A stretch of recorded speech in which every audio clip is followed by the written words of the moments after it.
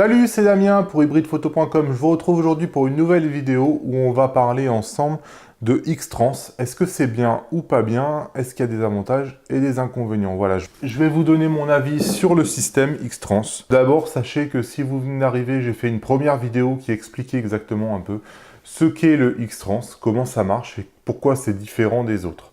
Donc, j'ai essayé d'être simple, j'espère que ça a été le cas. Voilà, cette vidéo est la suite de la vidéo que j'ai faite il y a quelques jours. Donc X-Trans, est-ce qu'il y a des avantages? Fujifilm dit que les avantages d'X-Trans sont une réduction des défauts optiques. Donc pour rappel, voilà, le fait de classer les pixels d'une manière différente permet à l'image d'avoir moins de défauts optiques. Et puisque il y a moins de défauts optiques, Fujifilm se passe d'un filtre passe-bas qui permet d'avoir une meilleure résolution d'image, sous-entendu plus de détails, et qui permet aujourd'hui de produire des images de 24 mégapixels, ce qui est quand même d'énormes images par rapport à ce qui se faisait il y a quelques années. Pour autant, on a vu apparaître des inconvénients. Donc les inconvénients qu'on reproche au X-Trans, c'est déjà, il y a une dérotisation qui est assez complexe. Donc c'est une dérotisation, sous-entendu que le boîtier produit des RAW, donc enregistre toutes les informations qui sont captées par le capteur dans un fichier qu'on appelle le RAW. L'interprétation des informations des RAW de chez Fujifilm est beaucoup plus complexe à faire que l'interprétation des RAW des capteurs qui utilisent la matrice de Bayer. Donc je ne sais pas exactement pourquoi. D'après ce que je lis, en gros, c'est pas si facile que ça à interpréter avec la matrice qui a été faite. Et surtout, comme Fujifilm est le seul à utiliser des RAW comme ça, il y a probablement une R&D et des coûts de fabrication des algorithmes qui sont moindres peut-être aussi chez Fujifilm que forcément chez les autres qui sont utilisés par absolument tout le monde. Donc voilà, il faut savoir qu'un des premiers inconvénients, entre guillemets, c'est que la dérotisation est plus complexe. Le deuxième argument, c'est on lui reproche assez fréquemment de galérer pour des photos avec des feuillages. Donc sous-entendu des photos où vous êtes en train de prendre forêt ou des plantes ou des choses comme ça. On reproche au Fujifilm de faire comme des aplats de couleurs vert, etc. La disposition des couleurs un peu de cette manière, justement, avec des gros carrés verts et compagnie, apparemment, engendre un effet de bord qui fait que quand il y a trop de vert, ça se perd un peu et l'algorithme a un peu du mal à avoir le même détail que peut avoir les capteurs avec la matrice de Bayer. Ensuite, on reproche parfois un effet un peu cire au visage notamment. Donc c'est vrai que le visage c'était dégradé de rose, d'orange, de choses comme ça. Et des fois, on reproche au Fuji, lorsqu'on fait une photo, de donner un peu ce côté cire, c'est-à-dire une peau qui est vraiment très très lisse, où il n'y a pas beaucoup de dégradé, pas beaucoup de contraste. Donc voilà, c'est des arguments qui reviennent assez souvent pour dire que...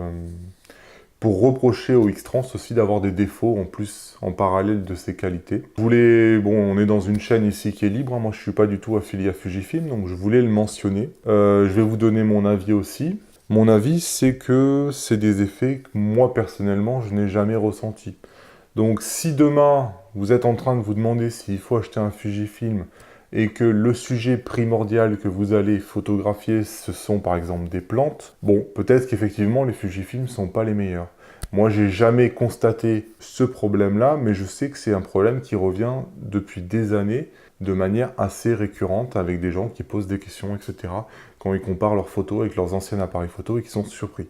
L'histoire de l'effet cire, je pense que comme je vous ai dit tout à l'heure, quand je dis que la dérotisation est complexe, sous-entendu les logiciels sont moins optimisés, et Lightroom a fait partie de ces logiciels-là, et c'est vrai. On est dans la troisième itération à peu près de Lightroom au niveau des Fuji, et il s'est largement amélioré, mais c'est vrai qu'au début, c'était pas la panacée, et les fichiers interprétés par Lightroom étaient vraiment pas très sensibles, et c'est vrai, amené à un effet un peu cire. Moi, je trouve que c'est globalement du passé, et que si vous utilisez les bons logiciels, vous n'avez pas ces problèmes-là. Vous avez vraiment tous les détails qu'il vous faut, vous avez les bonnes tonalités, vous n'avez pas un effet cire et compagnie, c'est pas vrai. Après, pour autant, il faut vraiment vous intéresser au sujet et utiliser les bons logiciels. Moi, je vais en parler sur la chaîne, hein. J'ai une vidéo qui est prévue justement pour vous montrer un logiciel qui fait une vraie différence par rapport à Lightroom qui s'appelle Iridian Developer.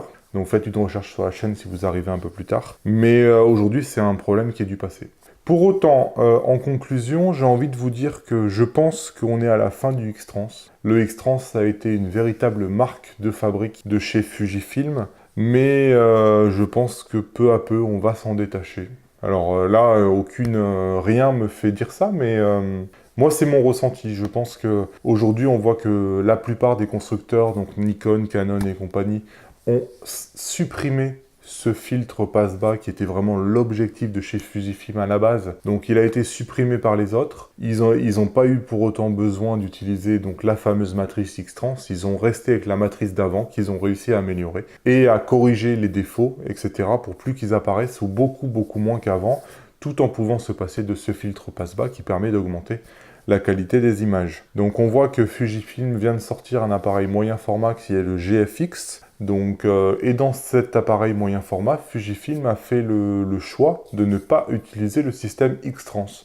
De là à dire que c'est le futur des Fujifilm, j'en sais rien. Je dis juste que Fujifilm a dit on n'a pas utilisé le système X-Trans pour notre appareil haut de gamme à 8 000 €, qu'on vient juste de sortir, parce que il aurait été très compliqué de pouvoir interpréter les RAW. Et ça aurait été vraiment très lent, donc on l'a pas fait. Donc quand même, c'est un petit désaveu, je trouve, pour le X-Trans. C'est mon point de vue, mais j'imagine que si Fujifilm avait trouvé le X-Trans si génial, il aurait mis dans l'appareil à 8 000 € qui vient de sortir. Et qui devient le fleuron vraiment de ce que sait faire Fujifilm. Donc moi, je suis pas sûr qu'on verra un X-Trans 4. Basé sur la matrice X-Trans telle qu'on la connaît aujourd'hui. Après, peut-être que je peux me tromper. En tous les cas, je pense que ça ne doit pas forcément être un argument d'achat. Vous ne devez pas acheter un Fujifilm parce qu'il y a la matrice X-Trans, et vous ne devez pas ne pas acheter un Fujifilm parce qu'il y a la matrice X-Trans. Je pense qu'il faut arriver à les comparer sans prendre cet argument-là qui aujourd'hui, je pense, est un peu dépassé.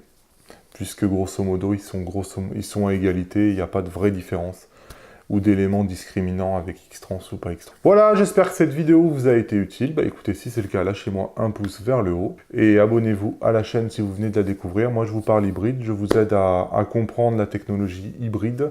Je vous parle des Fujifilm en général et de cours photo. Allez, à bientôt dans de nouvelles vidéos. Salut!